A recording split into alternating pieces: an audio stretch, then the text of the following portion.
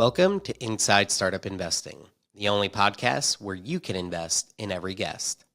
On this episode, I will be speaking with Gary Skulnik, founder and CEO of Neighborhood Sun, one of the latest King's Crowd Capital portfolio companies. Neighborhood Sun is an awesome company. If you're like me and don't have the time, energy, or money to put the solar panels on the roof of your home, or if you simply can't because you're a renter but you want to buy into solar power, Neighborhood Sun is the answer for you. A few things that stuck out to me on this episode were first, community solar, which is the practice of large developers building solar power generation farms and then having folks like Neighborhood Solar sell access to this power generated by these farms to individuals without needing to install a panel yourself, is the fastest growing segment of solar in the market. The second thing that is really exciting about this company is that they have been growing robustly pretty much every year for the past 5 years. And as they onboard more major projects, they are starting to see the benefit from the recurring revenues they are bringing on. Last year, they made the leap from $2 million to over $4 million in sales and continue to grow rapidly. Lastly, this is a hard business to run. Building out the technology infrastructure and the playbook to go to markets amidst new regulations and individual state dynamics, Neighborhood Solar is becoming a leading player and building a moat in this fast evolving space that is still very much in its infancy. So with that, let's get on to the show and welcome Gary. Gary, thank you so much for joining us today. Really appreciate it. Thank you, Chris. It's really great to be here, and I look forward to chatting. So tell us a little bit about your background and how you came to found Neighborhood Sun. I've been a climate activist for about 25 years. I got freaked out by climate change in the year 2000, actually, and and then Hurricane Katrina came on, and then other incidents. But so I've been either an advocate pushing for legislation to fight climate change or an entrepreneur. And as an entrepreneur, I've started a previous green energy company called Clean Currents. And in 2015, I was working with a local environmental group, and we passed a law to allow community solar in Maryland. And I realized that's my next thing, because community solar combines my two passions, one of which is fighting climate change through switching to clean energy, but the other is keeping power local. I want to keep it within the communities that the power serves, and in community solar, the projects have to be within driving distance, really, of every customer. What I think is so cool about your company is you're kind of like the utility company of the solar generation. But that's probably an oversimplification. Talk to us a little bit about how Neighborhood Sun works between the power creators and actually getting it to customers. Sure. Well, before I do that, I have to briefly explain community solar, because a lot of people still are not familiar with it. It's a brand new way for the 80% of the market that actually can't access rooftop solar to still get all the benefits of solar without having to install anything on their roof. So if you have an apartment, if you have a house with shading or an old roof, or you're in a historic neighborhood that doesn't allow solar, for any of those reasons, you can still access all the great benefits of solar, save money, and support fighting climate change through a community solar. So the way it works is a solar company builds a project, typically 2 to 5 megawatts, so it could serve 300 to about 1,000 families. That project produces power that goes into the grid, and Neighborhood Sun, part of what we do is we're assigning your share of that power to each homeowner. The utility then gives you credits on your bill for all the solar that was delivered or produced. Those credits bring your bill way down. So let's say you had a $100 bill, goes down to $10. You save, it went down $90, just like net metering would on a rooftop system. Your meter spins backwards. Neighborhood Sun then bills you for those credits. So for $90, we would bill you, but it's always at a discount, either from about 10% to as much as 30%. And so you're always saving money. So our role is an essential role, because we are the bridge between the companies that built the projects, we don't do that, and the actual customers, the households, businesses, anybody who pays an electric bill is eligible for community solar. We use our Sun Engine platform, which is our proprietary software platform, and we acquire the customers, and then we do the ongoing management and billing of the customers and the coordination with the utility. Understood. Now, if you do live in a home where you actually could install a solar panel, right? I know for many people, it's still very, very expensive, and you might not want to put up that capital cost, especially if you're not going to live in the house for the next 20, 30 years, right? So Right. is this available to folks who just want to utilize it because they don't feel like installing solar themselves?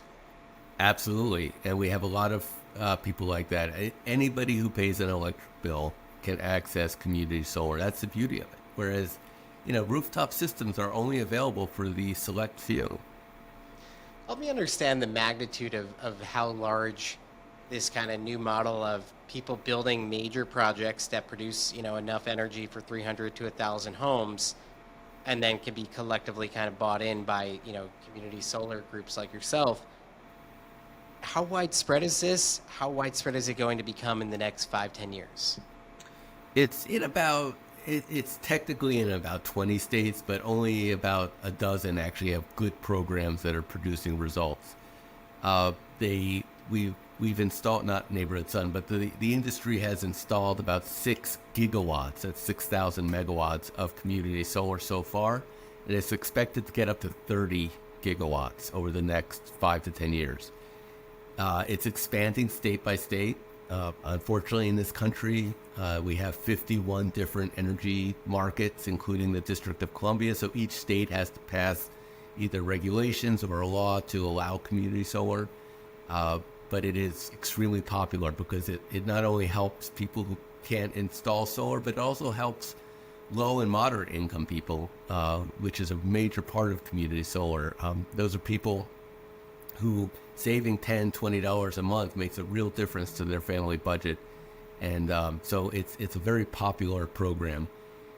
It's growing faster than the rooftop business. But of course, it started from a much smaller place. But it kind of combines the best of both worlds, if you think about it. It combines the scale of a utility scale solar project, not quite that large, but still a commercial project at scale, with retail rates. So for the project developers, they love it because they're getting a lot more revenue than they would if they built a utility scale system or a small commercial system on a rooftop. And for the customers, they love it because they're saving money and supporting solar and getting all those benefits. 60 gigawatts, can you define like how many homes is that? What kind of energy are we talking about? It's 30 gigawatts. 30 gigawatts. I don't have the number offhand, but it's hundreds of thousands of homes. Understood. Now, obviously, at today's scale, right, the larger traditional utility companies, it seems like they're perfectly fine with you kind of doing this, you get credits on your bill and what have you. Is there a future where you actually circumnavigate the utilities altogether and this energy is going directly to the homes instead of it being through, wherever this is going and the utilities offsetting it through these tokens? Yeah, I mean, there's a future for us. Our big dream is to be the decentralized clean energy utility of the future. But, that's going to take a while. I mean, the utilities are in trouble. The utility industry is a massive industry, and they go by rules that were set 150 years ago. And they are in trouble, but it's going to take a while to fully disrupt that industry. But we are on the path to that. There's other business lines that are doing this, whether it's virtual power plants or other options. So, I think the future, the writing is very clear that the utilities will be pushed out of the way at some point in the future. And we'd love to be a big part of that. You're in Maryland today. Are you looking to expand to other states? How complex is it, to your point, to navigate all of these different markets? We are actually in 7 states plus wow. the District of Columbia. So, we started in Maryland, and actually we have a 30% market share in Maryland, and we're in several states in the West. Colorado's our biggest market out there. We have almost a 30% market share in Colorado. But then we're in Minnesota as well, and then several states on the East Coast where there are programs.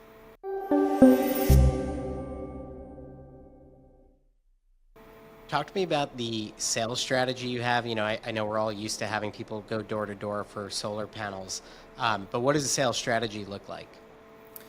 Well, it depends on which market we're in. So there's two answers to that. In our home state, we've developed a model, we call it the Maryland model, that we think is the most effective way to get customers, and not just customers, but customers who stick around, which is also important because these projects last 25 years.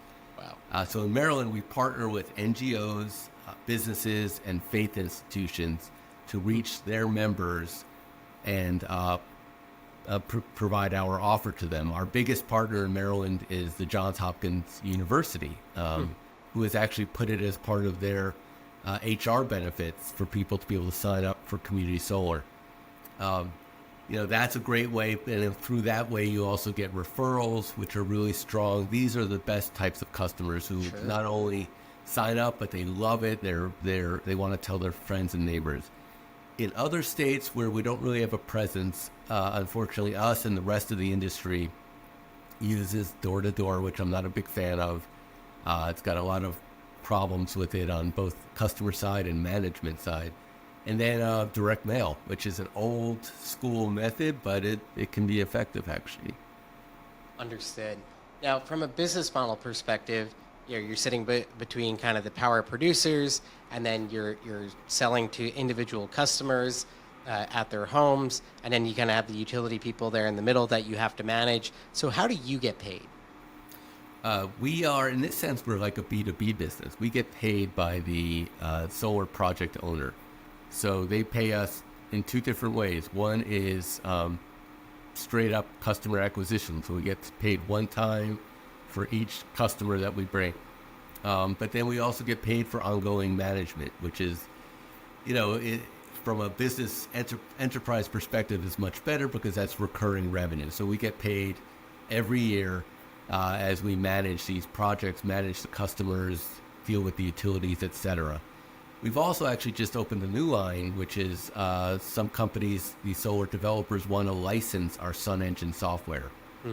This software is extremely powerful. We had the luxury of building it after the market was already slightly mature, so it's like a version 2.0, fully customizable, very transparent. The developers love it. So one of them actually just licensed it from us because they want to do everything on their own. And so that's another kind of new business opportunity for us to just let Sun Engine be a software platform for many community solar projects. So you grew from 1.9 million in 2022 revenue to almost 4.9 million in 2023, which is a major step change. Yeah. What are the key drivers, and how hard is it to win over these, major new projects? Well, the key driver was a big increase in sales, which is because we got a lot of new projects, including a whole bunch in Colorado and New York. And then the other thing is that the customer management revenue, the recurring revenue, it takes a while for that to catch up. So, for example, last year we did about 900,000 in ARR in the customer management. We're already at a pace this year to be at 1.5 million. And through our contracts, we have a $2 million ARR that's around the corner, but it'll take another 18 months for that to catch up. So that's been catching up, though, and that's also helped drive our increase in revenue. It's difficult to win projects. On the one hand, there's a lot of competition. The biggest one out there is Arcadia Power. They're the unicorn in our industry. They're worth over $1 billion, or valued at that. And they do other things besides community solar, but they definitely are the largest player by far in our market. So it's tough to compete with those kinds of companies, but we still do because of our great software platform, our very strong brand, and the way we service both the customers and the client. But on the other hand, on the benefit side, this market is growing so much, there's plenty of pie to be split up. I was going to say that it feels like the industry in many ways is still kind of in its infancy and has a very long way to go in terms of growing. So as you think about kind of your key growth plans, what does that look like? The the way we want to grow is by expanding to new markets. We want to grow our market share in existing markets. So New York is I believe the largest market in the country, and we only have a single digit market share there. So we want to increase our market share in New York and other states where we already exist, enter new markets. We want to invest more in SunEngine. It's already a leading platform in the industry, but we think there's even more it can do to make our work more efficient, to increase our profit margins. We want to bring on some new personnel so we can replicate the Maryland model in the other states, and we can move away from door-to-door and direct mail campaigns. We think those things will continue our momentum. And then a little bit down the road, we want to open up new business lines. So if we have these customers, we have their attention, we're trusted by them, there's other ways that they could improve the sustainability at their home or apartment. And we would love to be a service provider for that. From a regulatory perspective, do you see changes coming that are going to open up new markets in the years to come? Yes, we do. So it depends on what happens in some of these states, but like Pennsylvania, Wisconsin, Michigan, they've all been very close to opening up to community solar. And when they do, that's going to be huge growth.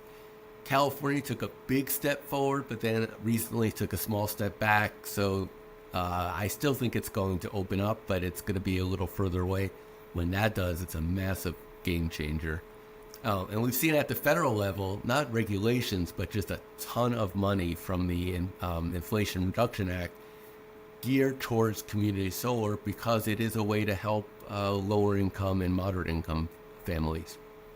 And on the regulatory front, just adding to our conversation here, I'd love to understand, like, when you enter new markets, do you kind of have a playbook that you can just replicate in each market, or because of the regulatory environment in each state, you actually have to go about things in a different way? There's some states that are comparable, and then there's basically mainly two types of ways that states are different. On the margins, there's other differences, but mainly there's two big differences. One is whether a state is consolidated billing, meaning that your solar credits appear on your utility bill and your payment is on your utility bill, so you don't have to worry about a separate form of payment. All you do is save money every month. The other is a state that has dual billing, and that's where you get the credits on your utility bill, but then you get a separate bill from Neighborhood Sun that you have to pay through credit card or bank ACH. So those are the major differences. And then there's other things like the size of the program, certain rules and stuff. But our platform is so customizable and easy to change that any state we go into, it takes us no time at all to match up with the regulations. And do you see that, like, the developers of these solar projects, that as new markets open up, just like you, who's looking to expand in new states, would also look to expand in new states and potentially just say, hey, we're already working with you in Maryland, let's work with you in Denver, wherever it may be? Absolutely. That's you hit the nail on the head. So we have great relationships with 14 different solar developers. They are looking at all these new states as well, and hopefully, I think they're happy with our service, so they would come to us first. And then there's new players that are constantly entering this market. It's really one of the hottest markets in the renewable industry. And so, there's going to be new players constantly. And the trick is to get out there early and get your name out there and show that you can have results. Well, I imagine it's a bit of a moat as well in winning these developers, because as you mentioned, this is more of a B2B sale than an individual sale. Yes, you're helping acquire the customers, but at the end of the day, what you care about is the developer keeping you on as their service provider. Yeah. I imagine the churn on these is fairly low, and kind of once you win that business, as long as you're doing a good job, you pretty much hold on to it, right? Oh yeah, it's very difficult for these developers to switch to other companies. It has happened. We've had 3 different portfolios switch to us from our competition, but it's a real tough process. If the developer is going to do it, they have to be extremely unhappy with what's happening with their current provider. So we sign typically 10 to 20-year contracts with these developers. Wow. So it's long term. I mean, they have ways to get out, of course, but it's a long-term contract. That's phenomenal. As you think about, 18 to 24 months down the road, what does success look like for Neighborhood Sun? Well, the first thing we want to do is get to profitability. That's been a path that we've been on, and we're getting closer and closer. This year, we're going to be hopefully the closest we've been yet. And we think next year, we are, in the middle of the year, we're going to start heading profitability. It's important for investors, the way they value the business, especially in these days with high interest rates and difficult market conditions. So it's important for us to become profitable. Secondly, success would be if we enter several new markets and we expand our portfolio. We currently have about 220 megawatts that we manage, and we would love to be at 400. Understood. It's the next step until we get to even more. So in terms of use of funds in this current round of funding, for those who are interested in investing, where are these funds being applied to help you hit on these milestones and goals? So the first thing is that we are looking to expand to new markets, and that does cost some money. We also want to try to implement the Maryland model in other markets that has some cost to it. We want to invest more in our Sun Engine platform. It's a fantastic platform leading the industry, but there's always more we can do, and we want to make sure we stay ahead.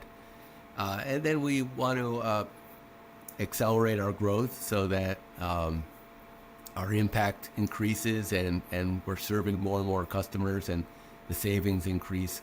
We just passed a milestone actually very recently where our customers to date have saved $6 million on their energy costs. That's amazing. Wow. But, for us, it's just a start. Terrific. Gary, thank you so much for your insights today and for helping us to better understand Neighborhood Sun, and congrats on all your success. Thanks, Chris. It's been a pleasure.